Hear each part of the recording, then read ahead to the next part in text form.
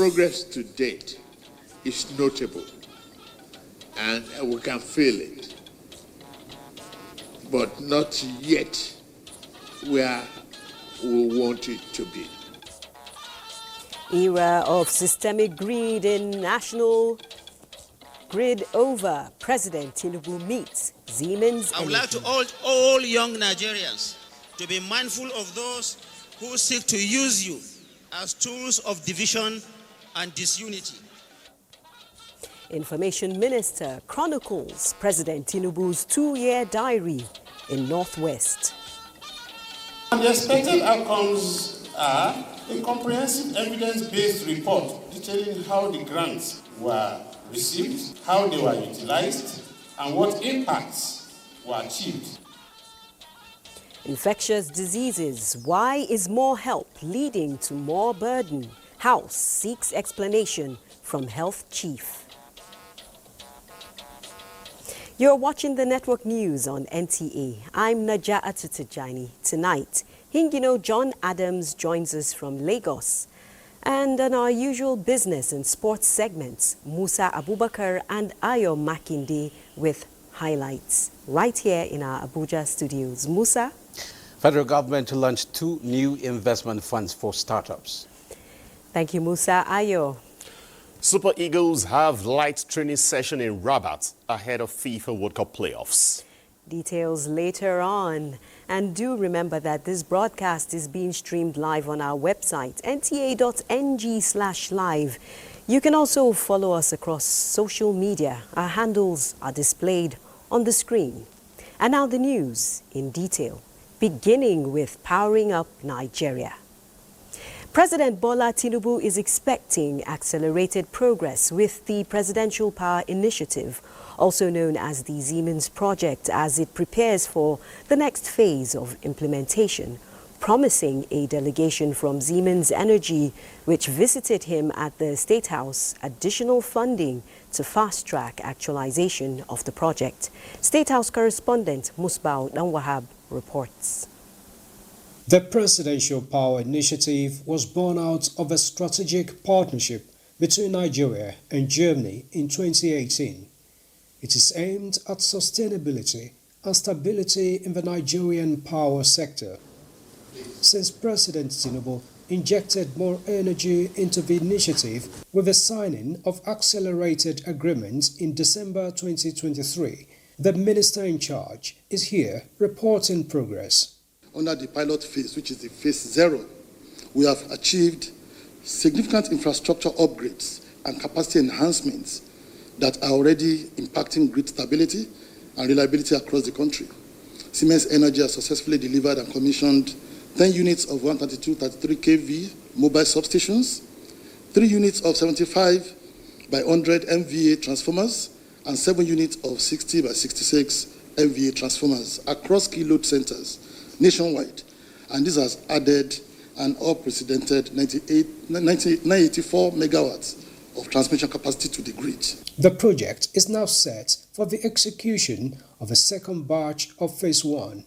Our key request for today is to get support on the commencement of the phase 1 batch 2.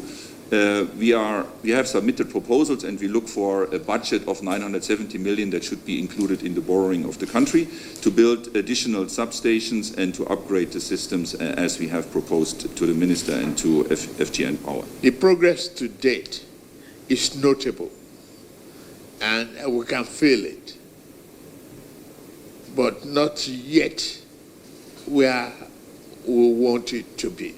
And now, President Tinubu expresses his administration's readiness to speed up implementation.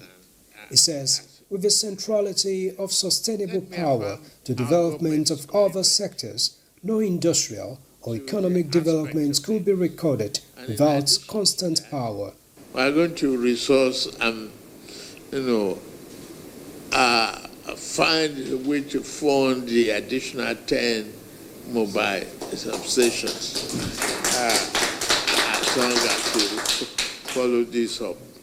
It's a thing that we must, all achieve for this continent to see the glory of economic recovery and banish poverty. The Presidential Power Initiative was conceived as part of a strategic partnership between Nigeria and Germany in 2018 under the immediate past President, late Muhammadu Buhari. From the State House, Musbal and Wahab, NTA News. The federal government is to strengthen regional development efforts in the country. President Bola Tinubu made the commitment at a meeting with ministers of regional development and the leadership of all regional development commissions. State House correspondent Musbal Wahab reports that the president also met with his aides on community engagement. Minister of Regional Development Abubakar Momo leads chairmen and managing directors of the Regional Development Commissions to brief President Bola Tinubu on their progress and challenges. This is the first interface between the President and the heads of the commissions since their inauguration. The meeting was behind closed doors. Briefing State House correspondent afterwards, the Minister of Regional Development, Abubakar Momo, believes the meeting will pave the way forward for development across the country. We get a better result because we want to start running. The Regional Development Commissions are very, very crucial to the development and progress of this very country. These 7 development commissions Mr. President has put in place, as far as we're concerned on this side, represent the surest bullets we intend to use by this administration to shoot down all development challenges facing us as a nation. Similarly, the President also met with his senior special assistant on community engagement, where he reaffirmed his administration's commitment to strengthening social cohesion, promotion of peace, and addressing developmental challenges across Nigeria's 6 geopolitical zones. Mr. President has promised to also strengthen the peace structures and make our community as safe. So for the North Central region, we've launched what we call the Presidential Community Engagement Peace Structures across the 121 local governments. We've done 43 out of 121 local governments. We've set up community peace structures to strengthen peace and also social cohesion across the North Central region. We have highlighted to Mr. President the level of out-of-school children, which through my office we've been able to enroll these young vulnerable children into primary schools. We give them education materials, we give them exercise books, uniforms, and all that they require so that they go back to school. One of the biggest delegations Mr. President has just bestowed on the Presidential Community Engagement Team is the approach of peacemaking and appeal. So we will be coming down to your regions to appeal to the major stakeholders of the community and let them know that we will do everything to safeguard our country. We all have nowhere to go. The Southeast was tired of the sit at home every Monday. We can't, as a region, be sitting at home every Monday and allowing others to decide our fate. The Presidential Community Engagement Team, representing the 6 geopolitical zones, was established to bring the government closer to the people and ensure that citizens are informed of federal government policies and programs under the Renewed Hope agenda. From the State House, Musbal and Wahab, NTA News. Meanwhile, the federal government is urging Nigerians to remain calm in the face of allegations against the country by the United States of America. The Minister of Information and National Orientation, Mohammed Idris, who is in Jigawa State for the Northwest 2025 Youth Parley and presentation of achievements of President Tinubu after 2 years in office, made the call during a courtesy visit to the Governor of Jigawa, Umar Namadi. Ayodeji Makinde reports.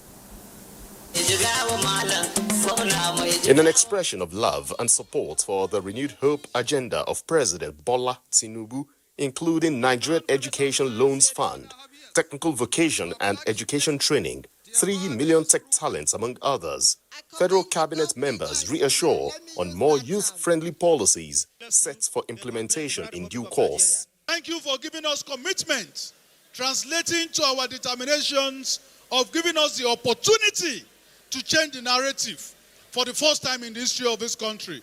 You are the strength of our present and the architects of our futures. Let us continue to nurture hope, unity, and excellence in the service of our great nation. Amid deliberate efforts by the federal government to strengthen Nigeria's sovereignty among international interests, Minister of Information and National Orientation Mohammed Idris charged youth to be agents of positive change. It is important for our youth to stay very, very clear. They should not allow themselves to be used through the instrumentality of the social media to sow seeds of division, create confusion, create anarchy, and create disunity in our land. Governor Umar Namadi highlights achievements of the Renewed Hope agenda in Jigawa State, assuring more investments to leverage existing transformation in agriculture, education, health, and human capital development. Together, let us reaffirm our resolve to build a prosperous, inclusive, and resilient society throughout Nigeria, where every young person is empowered to reach his or her full potentials. This assembly of progressives is a precursor to the National Youth Conference in 2026, as Nigeria activates more youth-centric policies to drive national development. In a bold step towards achieving self-reliance in the production of military hardware, the Ministries of Defense and Steel Development have signed an agreement which will enable the Defense Industries Corporation of Nigeria, DICON, to establish a military-industrial complex at the Ajaokuta Steel Complex. The agreement, signed at the National Defense College in Abuja, is also part of ongoing efforts to revive Ajaokuta. Ekene Undului reports. The Defense Industries Corporation of Nigeria, DICON, was established in 1964 to produce ordnance and other military equipment for the Nigerian Armed Forces and security agencies. However, limited access to steel raw materials has posed a major challenge to DICON's mandate. The signing of the DICON Act in 2023 by President Bola Tinubu ushered in key reforms designed to expand the corporation's production capacity. Now, a new memorandum of understanding between the Ministries of Defense and Steel Development is taking that vision a step further. Why we are having this signing today is to show the commitment of Mr. President and the Renewed Hope agenda of this government to ensure local productivity so as to have our own military capacity. A portion of land would be allocated to the Ministry of Defense for the construction of a military-industrial complex. The ministers say the synergy between DICON and the Ajaokuta Steel Company will not only boost local arms production, but also ignite wider economic growth and technological innovation. In Abuja, Ekene Undului, NTA News. Like the dawn of renewed assurance across the security landscape, the Nigeria Police Trust Fund has extended its mission of reform and revitalization to Zamfara State, with the Executive Secretary of the Police Trust Fund meeting the governor in Gusau on areas of collaboration for the effective operation of personnel. Francis Form reports. It was a visit that symbolizes partnership and purpose, as the Executive Secretary of the Nigeria Police Trust Fund reaffirms that under the Renewed Hope agenda of President Bola Tinubu, the NPTF remains unwavering in its mission to empower the Nigeria Police Force through strategic interventions in infrastructure, training, and equipment. The fund is currently constructing a new police station in Gusau, and also will soon commence construction of a 6-man rank and file, which is for accommodation and is aimed at improving operational efficiency and welfare of our officers serving within the states. We are eager to partner with Zamfara State government to develop affordable housing estates for police personnel. It's unfortunate when you look at the condition of police in Nigeria and you still expect them to perform miracle. It's impossible. Let the truth be told. And honestly, I'm one of those who are really advocating for a total overhauling of the police welfare, if truly we want them to function effectively. And I believe it's just a matter of time this will come into play. The team was in Zamfara to inspect the newly completed Special Forces Barracks at Daza area in Gusau, a key intervention project now fully operational, a demonstration to the government's commitment to enhancing security in Zamfara and the Northwest region. Francis from NTA News. Meanwhile, the Nigerian Air Force has intensified its counter-terrorism and counter-banditry operations nationwide with a series of precision airstrikes which have wiped out Islamic State of West Africa province terrorists in Malam Faturi and Shuaram in Borno State, destroyed bandit holds in Garindendi and Chigogo in Kwara State, as well as Zango Hill in Ankara local government area of Katsina State. A statement by the Director Public Relations and Information, Air Commodore Ehime Ejodame, indicates that the coordinated missions executed represent a decisive phase in ongoing joint operations under Operation Hatton-Kai, aimed at tackling terrorist and criminal networks across Nigeria's northern theaters. Each mission reaffirms NAF resolve to project smarter, intelligence-driven air power. The Economic and Financial Crimes Commission, EFCC, has declared wanted former Minister of Petroleum Resources and former Governor Bayelsa State, Timipre Silva, who is wanted in connection with an alleged case of conspiracy and dishonest conversion of more than $14 million being part of funds injected by the Nigerian Content Development and Monitoring Board into Atlantic International Refinery and Petrochemical Limited for the construction of a refinery. The Commission secured a warrant for the arrest of the former minister at a federal high court sitting in Lagos. The Commission urges anyone with useful information on his whereabouts to contact any of its zonal directorates across the country or the nearest police station. This is the network news on NTA. Do stay tuned for more reports. Thanks for staying tuned. We're talking health matters. And the Coordinating Minister of Health and Social Welfare, Professor Ali Pate, is advocating phasing out Nigeria's dependence on foreign grants to combat HIV/AIDS, tuberculosis and malaria.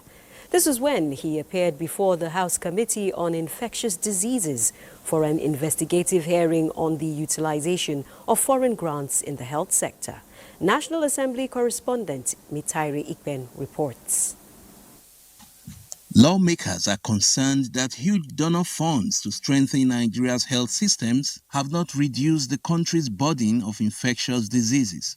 These include a cumulative sum of $4.6 billion received by Nigeria as foreign grants to fight HIV/AIDS, tuberculosis, and malaria from the Global Fund and the United States Agency for International Development between 2012 and 2025. The expected outcomes are a comprehensive evidence-based report detailing how the grants were received, how they were utilized, and what impacts were achieved. The era of spending Nigerian money without approval and accountability is over. We are in the process of streamlining the coordination of the response against HIV, AIDS, TB, and malaria. For the Coordinating Minister of Health and Social Welfare, it's time for Nigeria to take ownership of financing its healthcare priorities. With this hearing, we're very encouraged that we will see Nigeria get closer to the target in terms of steady increase in domestic financing. The lawmakers and policymakers are on the same page that every kobo allocated for public health should be accounted for to keep the statistics low on infant mortality from HIV/AIDS, tuberculosis, and malaria. From the National Assembly, Mitaire Ikben, NTA News. Today's World Immunization Day, November 10, dedicated to celebrating one of modern science's greatest achievements, vaccines.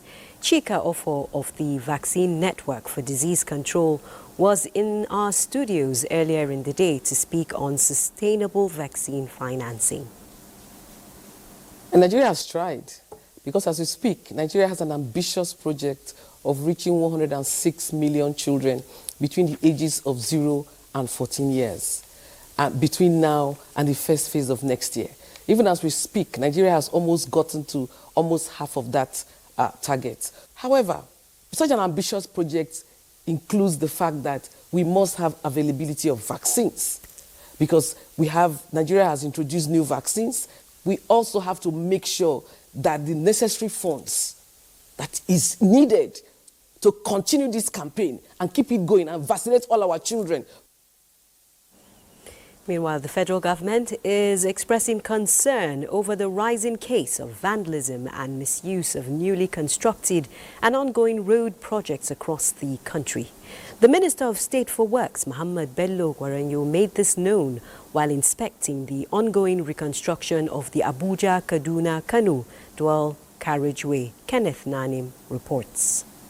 Inspecting the ongoing reconstruction work on the Abuja-Kaduna-Zaria-Kano road, Minister of Works for State, Muhammad Bello Gwaranyo, warned against road infrastructure vandalism, stating that government is making huge investments in road infrastructure development across the country.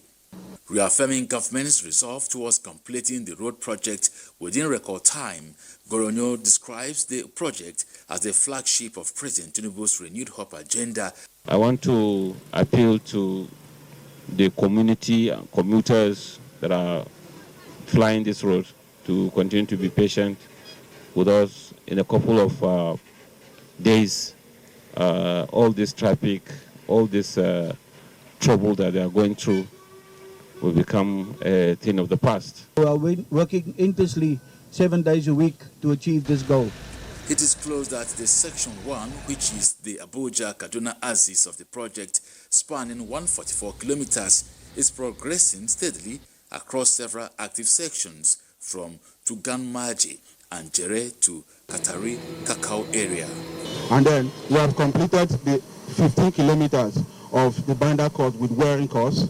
We have completed the airport road in Kano.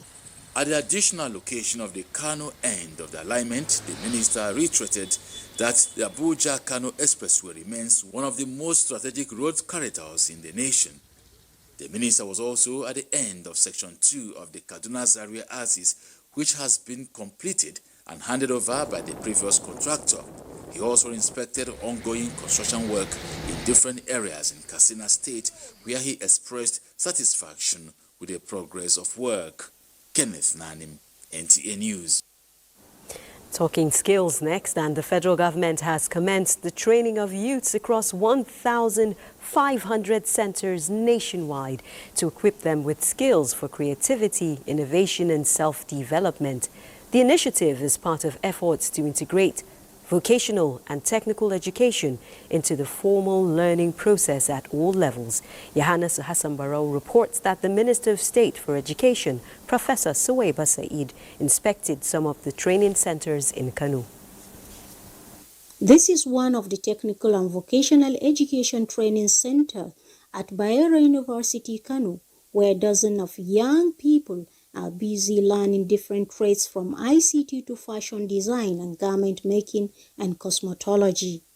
The program is part of the federal government's plan to integrate vocational skills into the academic system, preparing students not only for certificates but also for life after school.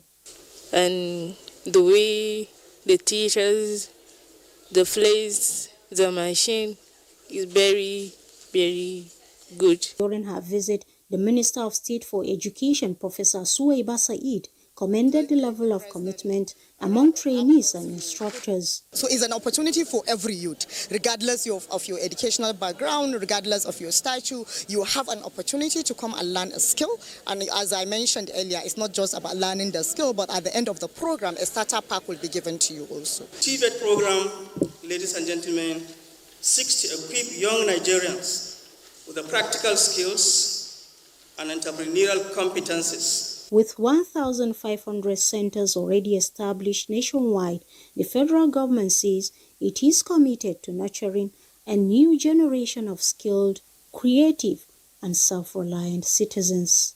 In Kano, Yohana Hassan Barrow, NTA News.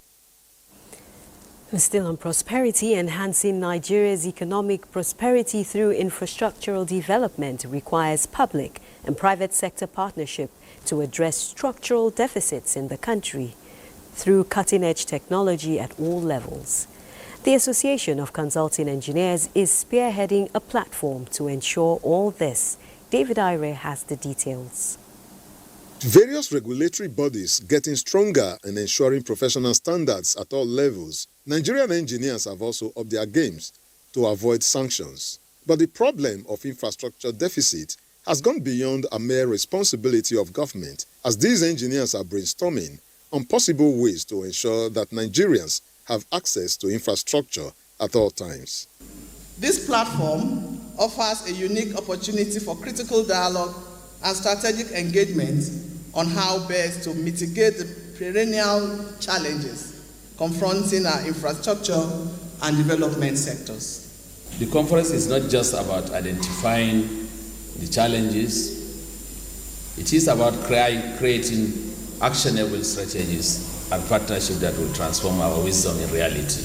Identifying adequate electricity as key to achieving set goals and meeting new demands, including artificial intelligence, the federal government says it will continue to give priority to projects that would have direct impact on the people.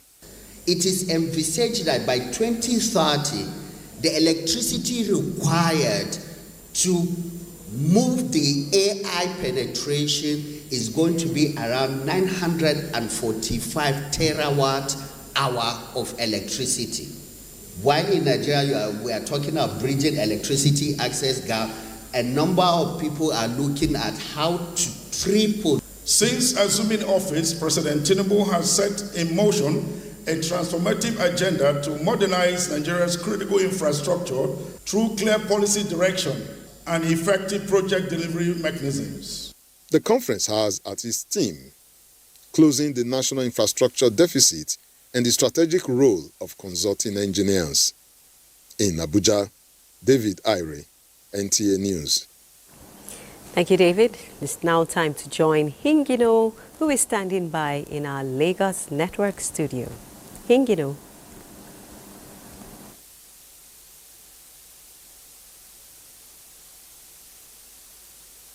Thank you, Naja'atu, and welcome to Lagos. Developing national security policies and strategies that will enhance the security architecture of the country and other security issues with the capability to identify security threats dominated discussions at the 18th Annual Nigeria Institute of Industrial Security Conference 2025. Participants from both the public and private security spaces attended the conference. Lynn Leneke reports. With the theme, Designing Public and Private Security Architecture to Drive National Growth and Business Security Goals, experts say addressing the emerging and evolving security threats bedeviling the nation has become imperative for the good of Nigerians. These security experts, drawn from across the country, are therefore exploring strategies for integrating public and private security frameworks to meet national and business security goals. Security of the country does not discriminate between the private sector or the public sector. Once there's insecurity, it affects all and sundry. So that is why tackling insecurity needs to be done together. To build a system of trust, especially in the hiring process, across private, public sectors. We need to hire people who have the competencies to manage our security issues. The take-home from these events, participants say, is adopting continuous monitoring and evaluation that aligns with technologically driven dynamics of security. All seem to be blaming the government, without also looking inwards to ask ourselves, what are we doing to also give them some level of support? We don't have any other country but Nigeria. But if we all work together, I think we'll make a better place of what we call our country. Conference has been a very wonderful one to us. It has really helped us to understand the difference between a security manager and just a security man. Organizers say the integrated framework is intended to move beyond traditional, rigid security models to addressing both asymmetric threats and traditional physical security concerns, also fostering economic and environmental security. In Lagos, Lane Lenake, NTA News. 9-year-old Fei Sheton Ewaolua has won the Duffield Primal Foods Limited Fan Club Grand Prize of the 10th edition Indomie Team Yourself Up competition that encourages creativity, innovation, and teamwork. The winner's work was selected from over 64,000 entries submitted this year. Ime Udori witnessed the prize money presentation in Lagos, and her report is here presented. Team Yourself Up competition is promoted by Indomie Fan Club, where children and parents team up to create acts from recycled Indomie waste, such as cartons and wrappers. The annual event also encourages innovation, family bonding, and communication skills that aims to make children creative thinkers. This year's theme, Create the Future, focuses on inspiring children to imagine a better tomorrow using their problem-solving skills. And it's unimaginable what we're seeing here actually today. You probably require professionals to do this, but we are seeing that the children are proving or they are pushing themselves beyond limits. It is not just about the beauty of the creativity. It's about efforts, talent put in place to bring out this. So it's a good thing for us. Judges speak on the criteria for selecting the winners. How they corresponded to the team. You look at the presentation.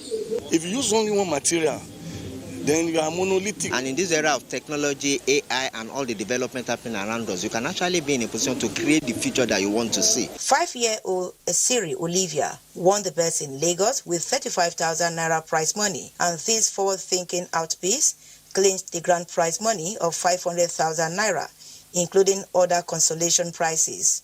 Winners also emerged from the Southwest, Southeast, and the FCT. The name of what I did is Indobot. It makes works easier and faster, and it makes assisting me to cook delicious Indomie. I say thank you for giving me this type of opportunity to do what I know. The Indomie Fan Club Team Yourself Up competition continues to impart young learners by teaching unity, creativity, and confidence, values that shape the leaders of tomorrow. Lagos, more reports after the break. Thanks for staying tuned. Let's now talk business. The federal government of Nigeria is set to boost support for startups in the technology and creative sectors with the launch of 2 additional investment funds under its IDICE program in 2026. The initiative comes after the first round close of $64 million venture fund anchored by Ventures Platform, which aims for a final close of $75 million. Institutional investors, including the International Finance Corporation, Standard Bank of South Africa, and British International Investment, are participating in the fund. Vice President Kashim Shettima, chair of the IDICE Steering Committee, described the launch as an exciting milestone that will harness the potential of Nigerian youth under President Bola Ahmed Tinubu's renewed hope agenda. Dr. Olasupo Olusi, Managing Director of Bank of Industry, said the investment will help scale technology, enable enterprises, create jobs, and strengthen the nation's innovation ecosystem. And to capital market, the Nigerian exchange NGX closed Monday's trading session in negative territory as market activity slowed down across key metrics. Investors traded 364.34 million shares valued at 11.35 billion naira in 32,538 deals. Compared to the previous session on Friday, November 7th, trading volume fell by 31%, while turnover dropped by 26%, even though the number number of deals rose by 32%, indicating selective investor interest. At the close of the day, the market capitalization stood at 94.5 trillion naira, reflecting bearish sentiment and a weaker start to the trading week. Well, that's your business. The news continues with Najatu. Thank you very much, Musa. President Bola Ahmed Tinubu congratulates former governor of Kano State, Senator Ibrahim Shekarau, on his 70th birthday. President Tinubu hails Shekarau's consummate public service career, rising from classroom teacher to the position of permanent secretary in Kano State Civil Service before venturing into politics. President Tinubu commends Senator Shekarau for his years of service to the country as an educator, administrator, and politician. Do stay tuned for more news after this break. Women leaders on the platform of the governing All Progressives Congress, APC, have reaffirmed support for President Bola Ahmed Tinubu for the progress of the country. The women stormed the National Secretariat of the party in solidarity of the renewed hope agenda and gender-friendly policies of government, celebrating the purposeful leadership of the national women leader in the past 2 years.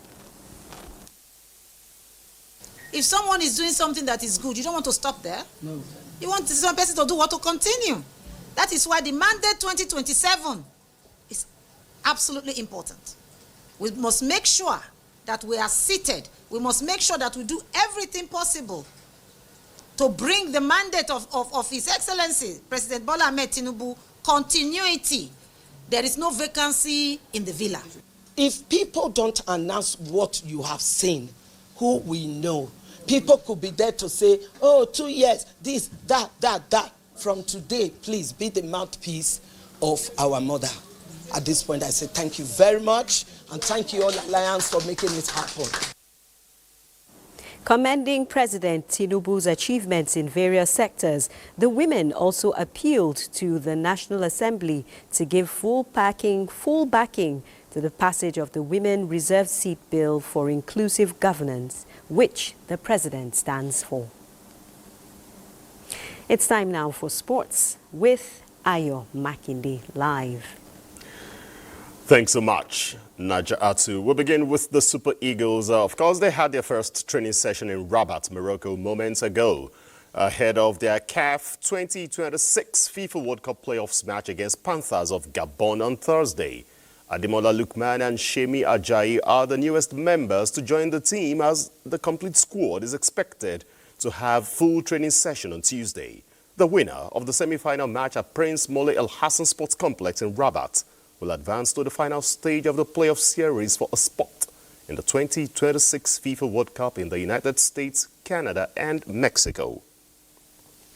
Still on football, the Confederation of African Football, CAF, has unveiled the official match ball for the 2025 Africa Cup of Nations, named Itri, which draws inspiration from Morocco's traditional Zalige art form. The name also honors the star on the Moroccan flag. The Itri ball will be used for the first time in the opening match of AFCON 2025 when hosts Morocco faces Comoros. Away from football, Team Nigeria's Ruth Imole Ayodele showcased remarkable determination and pride by winning a bronze medal in the 63 women's kilogram category snatch, clean and jerk performance at the ongoing Solidarity Games in Riyadh, Saudi Arabia, marking another notable achievement for Nigerian weightlifting on the international stage. Team Nigeria has so far won 11 medals, 5 gold, 3 silver and 3 bronze, but slipped to the 4th position moments ago behind Turkey, Uzbekistan and Egypt on the medal table in Saudi Arabia. That's your sports. It's back to Najatu.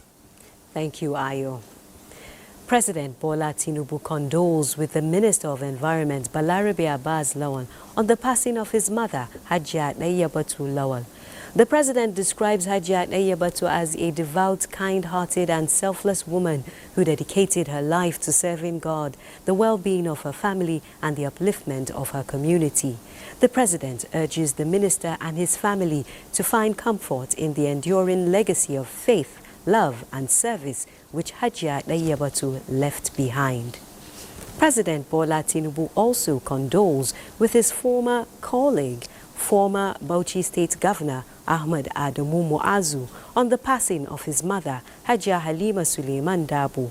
The president notes that the deceased spent her life performing motherly duties, not only for her own children, but for many others near and far.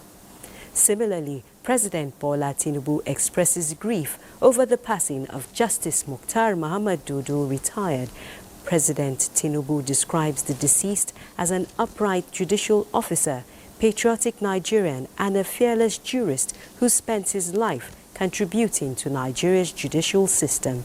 The president prays for the repose of the soul of the departed. The Osayande family of Edo State announces the passing of their son, brother, uncle, father, grandfather, late Pari Benjamin Osayande, former Deputy Inspector General of Police and former Chairman, Police Service Commission. Burial arrangements from the family indicates there will be a mass vigil at Holy Cross Cathedral, 55 Mission Road, Benin City, Edo State, on November 13 at 3 o'clock in the afternoon, followed by lying in state at his residence, 21 Central Road off Sapele Road, GRA, Benin. Interment will be at his residence after a funeral mass at the same church at 10 o'clock in the morning, while reception of guests will follow immediately after interment. November 15, there will be a cultural celebration at the residence at 2 o'clock in the afternoon. November 16, there will be Thanksgiving Mass at the Holy Cross Cathedral, beginning at 10 o'clock in the morning. He is survived by many relatives, including Celestina Ladipo, Assistant Director News, Nigerian Television Authority, NTA. On that solemn note, we conclude the network news on NTA. I'm Naja Atutijani. Do enjoy the rest of the week.